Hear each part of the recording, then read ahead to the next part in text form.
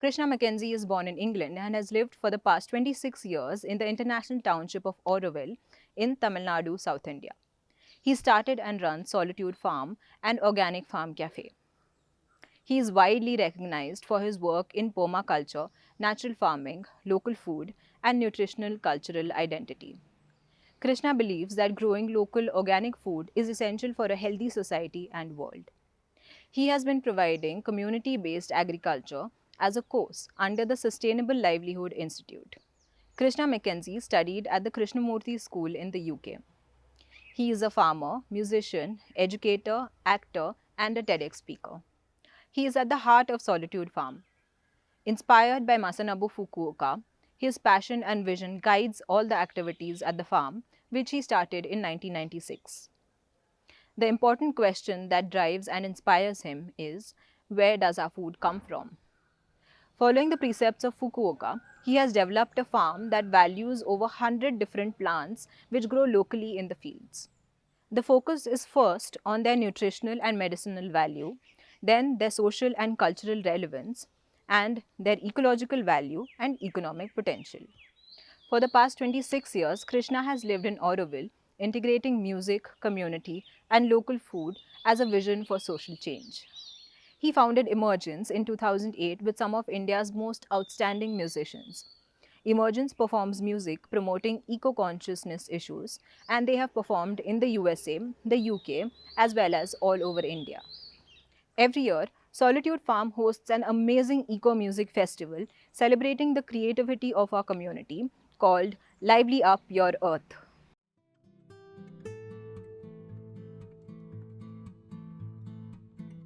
Vanakkam. I'm Krishna McKenzie. This is Solitude Farm. You're in the international township of Auroville, and I started Solitude in January '96. I was a student in the J. Krishnamurti School, and I was deeply inspired to live a life close to nature, in community, exploring deeper questions about who I am and, discovering the joy of my life. So that led me to explore natural farming and the teachings of Masanobu Fukuoka, who was a scientist and a farmer in Japan, and he wrote the very influential book, The One Straw Revolution. Now, Fukuoka developed do-nothing farming or natural farming, and Solitude Farm represents that type of farming, which is a non-interventional way of farming. It utilizes the ideas of permaculture, non-tillage, rotations, maximizing biodiversity.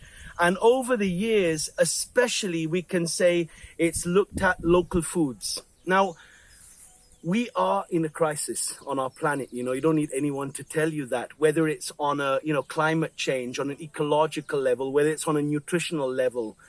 We have a diabetes epidemic of high blood pressure on a medicinal level. Education is meaningless. We're churning out students to become, part of a machine. There is a crisis, and that crisis has emerged because we've lost the relationship of the very foundation of our existence, and that's a relationship with Mother Nature. Now, a prime reflection of that relationship is to know where our food comes from. Now, if you think about what you ate for breakfast, where was it grown? Who grew it? How was it grown? Were chemicals used? And if they were, which chemicals were used? How much chemical was used? How was it processed? How was it stored? How was it transported? We don't know. We have lost a relationship with the most basic thing that we need to do, because without eating for a few days, you're going to know about it. The reality is that industrialized agriculture has eroded our well-being on every level. Oh dear, well, how does this culture emerge? In Tamil Nadu, the language is 40,000 years old. The Bharatanatyam dance, the Carnatic music, the Siddha tradition, the Sangam period poetry. We're talking about a culture with such a beautiful depth to it. It's like a banyan tree. And yet, one asks oneself, well, how did that culture emerge? It emerged because the people knew where their food came from. So nowadays we lost that relationship. So how do we come back to that? Explore local foods. Local foods grow all around us. And they have very particular characteristics. And those characteristics are, first, that they grow easily. So something that grows easily It doesn't require any expertise to grow, no machinery, no chemicals. If it grows easily, it uses less water. If it grows easily, it's in abundance. Thus, it has a very, valid economic value. So another quality of local foods is they have very high medicinal and nutritional value.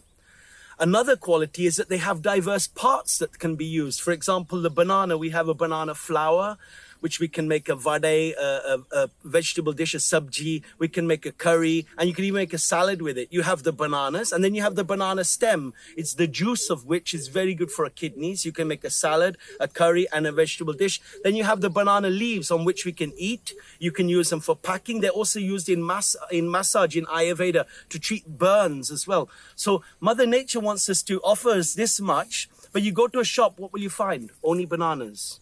So the industrialization of food has really, eclipsed biodiversity. And let's have a look at a few of these local foods. So this one here that we're right next to us is the wild eggplant, jungli bengan, which is in Hindi, or in Tamil we call it sundakai. Now this little guy is growing all on its own. There's no effort at all to grow this. It's very tasty. You steam this or boil it and then cook it with the usual suspects, ginger, garlic, onions, chili, put a bit of coconut in. It's very good. Now, if a local farmer was, able to get this to the midday meal scheme. In India, we have the midday meal scheme where all the lower rung of the social economic ladder, the kids get a free lunch. Now, if this was on the midday meal scheme once a week as a curry or a vegetable dish, in one generation, diabetes is over.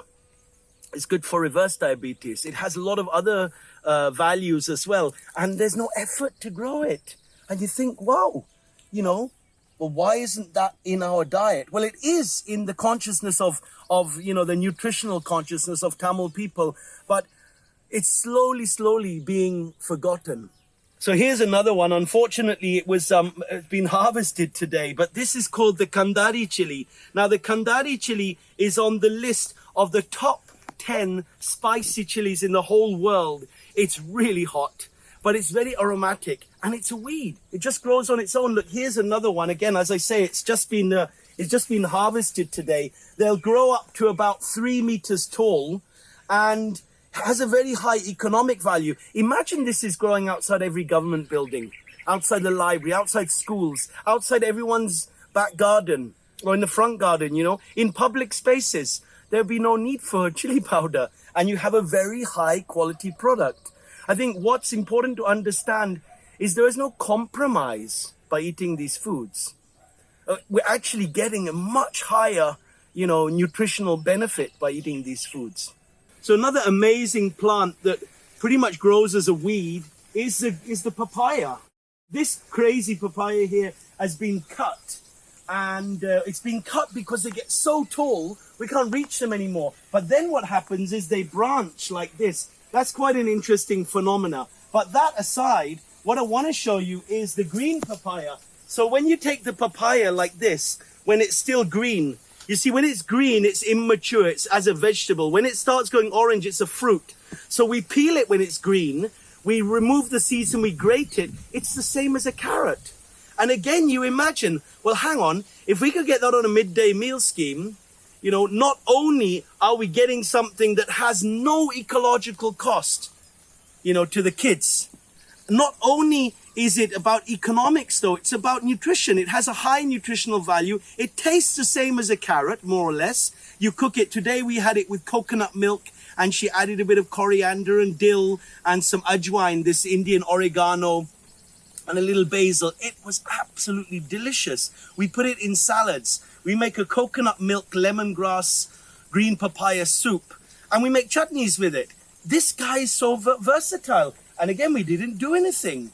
And you think, man, if only this could become part of, our consciousness about food and nutritional consciousness. It's the drumstick spinach. So the muringakire.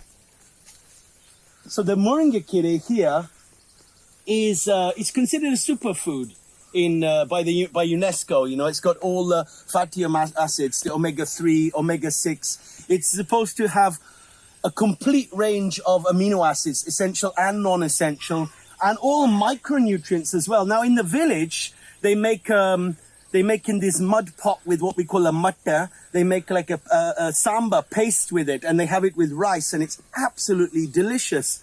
And yet, you won't find that in restaurants. You know, you go to Pondi, you won't really find that in restaurants. However, you will find it for 350 rupees for little capsules. So you see again, something that grows easily, because if you break the stick off of this and you plug this in the ground, this is a bit thin, it should be a bit thicker, but you just plug it in the ground like that, it grows without any effort. And you sort of think, well, if it's that easy, why do people buy it as a capsule? It's because we get all our food from a shop. You know, the coin is defining the nutritional well-being of a society rather than the actual relationship of where the food comes from. We're busy with our C++. We all want to get, you know, a Mercedes-Benz and a new iPad. But actually, then we get sick. You know, there's cancer, there's diabetes, all sorts of diseases. And the simplicity of this is sort of, it passes us by. Look, let me show you another one that's absolutely exquisite. This is the ramphal. Now, the ramphal is, I mean, we planted them in the beginning, but now I can say it's a weed, you know? They just keep coming up everywhere. They're so tasty, they're creamy inside. What we do is we put them in a bowl of water, and we, what we say in Tamil, pesinjinga. We squeeze them in the water and then filter it out, and we're left with a beautiful, thick, white sort of custard. And we add that in chutneys, in salad dressings, in smoothies, in ice creams. It's so, so tasty. We can't, you know, can't get rid of it quick enough. Everyone wants it. And they're just growing. So economically, I was thinking about it the other day, how much we've sold of it. Economically, it's amazing. They just come up on their own. So I've shown you about 4 or 5 things now where we haven't done anything, and yet we're doing okay from this. You know, all of this food goes to our organic cafe that's on the farm. The organic cafe is really a central point of the life here, because it gives us a context in which to honor this produce, because honoring it means eating it. And that, I would say, is the most simple thing that anyone can do to start walking this road back to nature. Start looking in your culture. If you live in Germany, it'll be some things in Germany. If you live in Peru, it'll be some old Peruvian thing that's sort of been forgotten. If you live in India, it might very well be the jungli beg and the sundakai or the ramphal. But start exploring foods that grow locally, that don't have a high ecological cost. And by using the ideas of permaculture and the ideas of natural farming, exploring a non-interventional farming, such a food forest emerges of its own accord. Look at this soil, you know, the soil here is really alive. There are millions and millions of microorganisms and molds and bacteria, earthworms, fungi, small animals. And the mycelium, you know, the mycelium is the fungal network that connects the trees. And scientists have shown that nature is actually intelligent. You know, the trees are sharing nutrients. They recognize their offspring. They even warn each other of danger. And you sort of see that the life in the soil is directly proportionate to the fertility. You could say life equals fertility. And you could change those words. Mother Nature, life, fertility. In Europe, they call her Gaia. In South America, they call her Pachimama. In India, we call her Bhumidev. But the reality is, the fact of the matter is that this soil is a divinity. You know, you could say in India, you could say this is the Shakti of this country. It's the energy from which whole civilizations have emerged. And it comes about simply by returning organic matter back to the soil.